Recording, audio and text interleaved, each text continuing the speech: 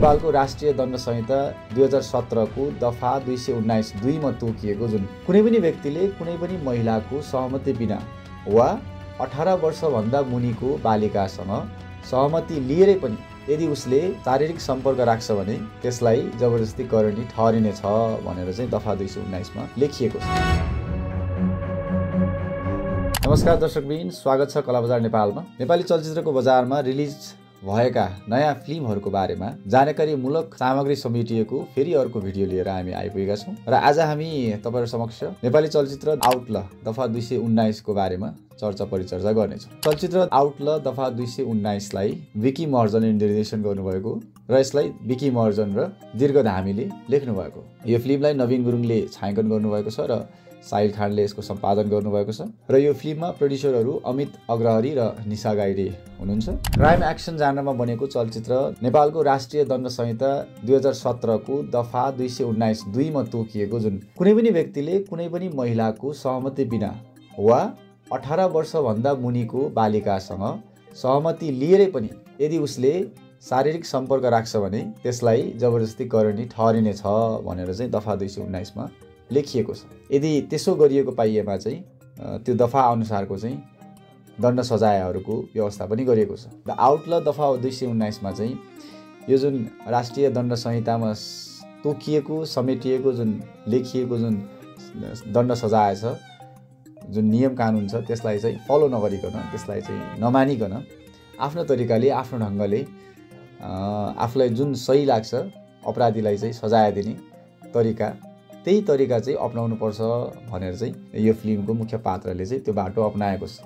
यदि कसैले कसैको बलात्कार गर्छ भने त्यो बलात्कारीलाई चाहिँ नेपालको कानुन अनुसार 10 वर्ष 15 वर्ष 20 वर्षको कैद सजाय दिनुभन्दा त्यसलाई सिधै मारिनुपर्छ, त्यसलाई झुन्ड्याइनुपर्छ भन्ने किसिमको एउटा सन्देश दिएको छ, मेसेज दिएको छ। यो तपाईलाई कतिको सान्दर्भिक लाग्छ, कतिको सही लाग्छ, यो तपाईहरुको आफ्नो विचार हो। त्यो तपाईले यदि चलचित्र हेरिसक्नु भएको छ भने तपाईले कमेन्ट गर्न सक्नुहुन्छ हैन, आफ्नो फिडब्याकहरु राख्न सक्नुहुन्छ।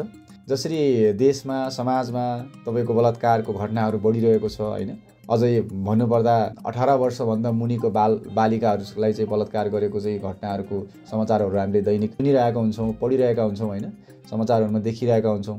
बलात्कारको मुद्दालाई चाहिँ एउटा केन्द्रबिन्दु बनाएर कथाको एउटा प्लट बनाएर चाहिँ चलचित्र द आउट ल निर्माण गरिएको छ। यो फिल्मको एकदमै राम्रो पक्ष भनेको यसको एक्सन र त्यो एक्सन परफर्मेन्सको लागि सुशील श्रेष्ठले चाहिँ एकदमै धेरै राम्रो प्रयास गरिएको छ, एकदमै राम्रो मेहनत गर्नुभएको छ।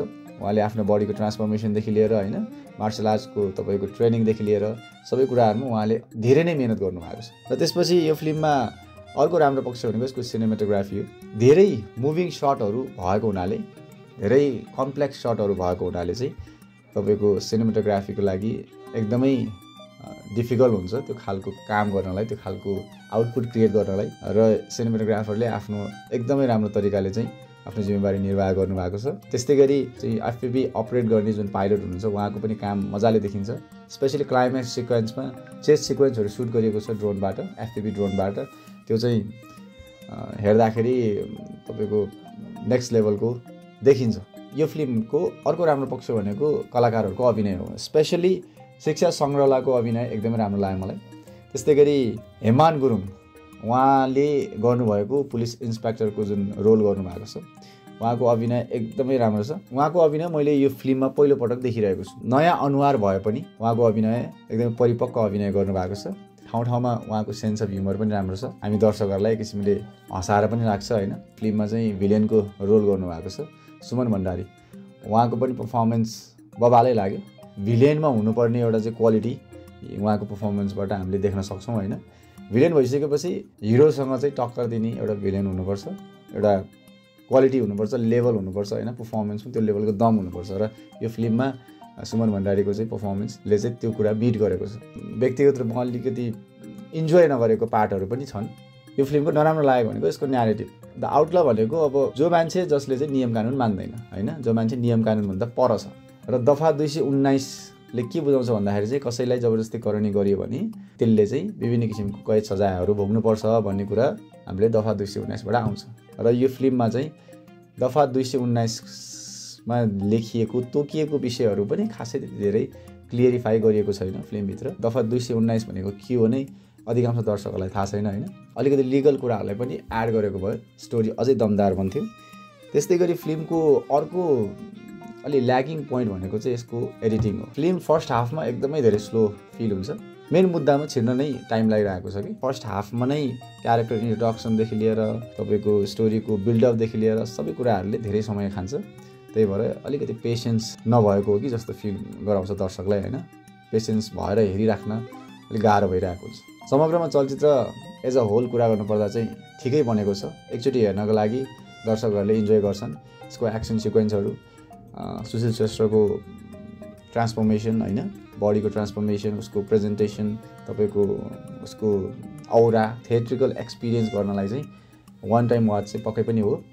र अझै अलिकति मेहनत गरे भए धेरै कुराहरू एक्सप्लोर गर्न सकिन्थ्यो, धेरै कुराहरूलाई चाहिँ अझै प्रष्ट पार्न सकिन्छ। र आजको फिल्म सम्बन्धीको यो स्पेसल एपिसोड तपाईँलाई कस्तो लाग्यो होइन। अब नेक्स्ट मुभी रिलिज भएपछि हामी फेरि नयाँ एपिसोड लिएर आउनेछौँ। तबसम्मको लागि हाम्रो च्यानल कला बजार नेपाललाई चाहिँ सब्सक्राइब गरेर बसिदिनु होला। Thank you very much.